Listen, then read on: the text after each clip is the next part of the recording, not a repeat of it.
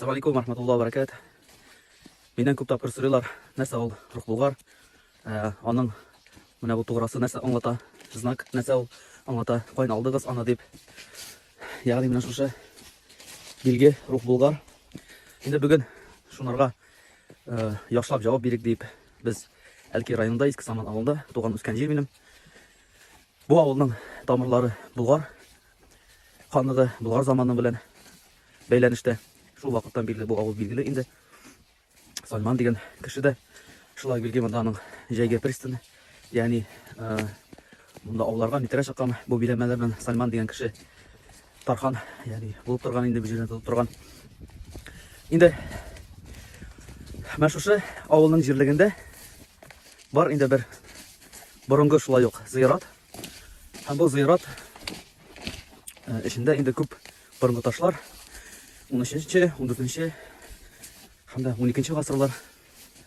Инде менә шушындый ташларның берсендә менә шундый сурәт бар, хәр күрсәтәм. Менә шундый сурәт. Инде күргәнегезчә, бу рух булгар сурәтен без алдык.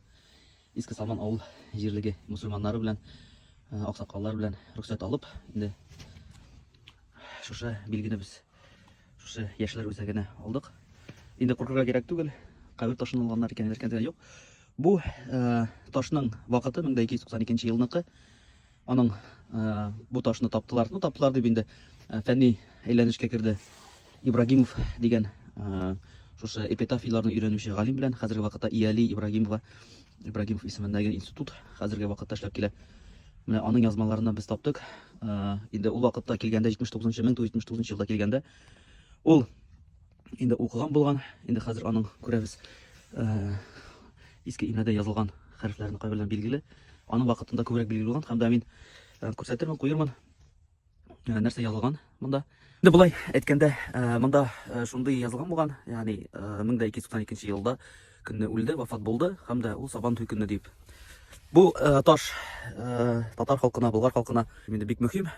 Әгәр дә татарлар Сабан туен кайчан бәйрәм итә дип сорасалар, иң беренче дәлил булып менә шушы таш килә. Чөнки 1292 елда ташта язылган Сабан туе көнне дип. Димәк, инде бу безнең тарихыбыз өчен бик зур мөһим булган таш. Аның сурәтенә караганда, менә бу сурәт болгарлар, ул мондай сурәт 3-4 җирдә, Болгар шәһәре кырыенда, тагын безнең бер авылда бар. Өн дип атала, өн. Ягъни без аны рух дип әйтәбез, татарча әйбет. Яки гарәпчә моторга кирәк түгел, жан дигән сүз түгел. Дух, ягъни стержень бар, әйтәләр шундый авырлыкларга, ниләргә туручы, кыю туручы баһадир. Аның бар нәрсәсе шушы дух дибез инде, рух дибез. Менә шушы рух. Инде 1292 ел булгачлан соң бу Болгар заманыннан без беләбез, безнең бу җирлекләргә 1230 елларда шул татар-монгол вакытлары кергән заманалар һәм дә монда шул сугыш заманалары. Бу зиратта шулай ташларның күп элеккеләре һәм дә анда мусульман шавы күмелгән. Димәк, инде Болгар вакыты белән болгарлар күмелгән булган. Инде шуңа күрә без аны алдык, бик туры килә. Болгар рухы, рух Болгар.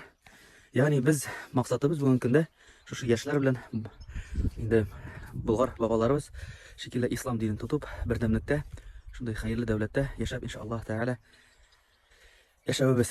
Һәм дә ислам дине өчен җаныбызны да, вакытыбызны, малыбызны да бирү максатыбыз безнең шундый. Шуңа күрә бу бик тәңгәл туры килде. Бусы безнең икенче таш. Бу инде 1317 елгы. Шулай бер тарихи.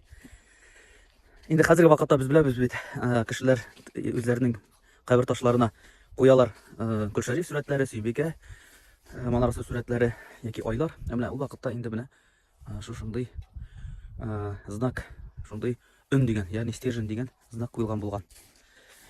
Моны стержень кайын алдык, өн дигән сүзне, кайын алдык мондый знак дигән сүзне дигәндә безгә Болгар академиясендә җирлегендәге шушы заповедникның фәнни бүлешмә җитәкчелеге Җәбил абый моны аңлатып, күрсәтеп, дәлилләп бирде. Инде менә шулай бу шушы Иске Самандагы шушы зыярат. Инде аның элеккеге җире, аның алдында яңа җир. Менә шулай рух Болгар иде шушы билге. Менә шушыннан.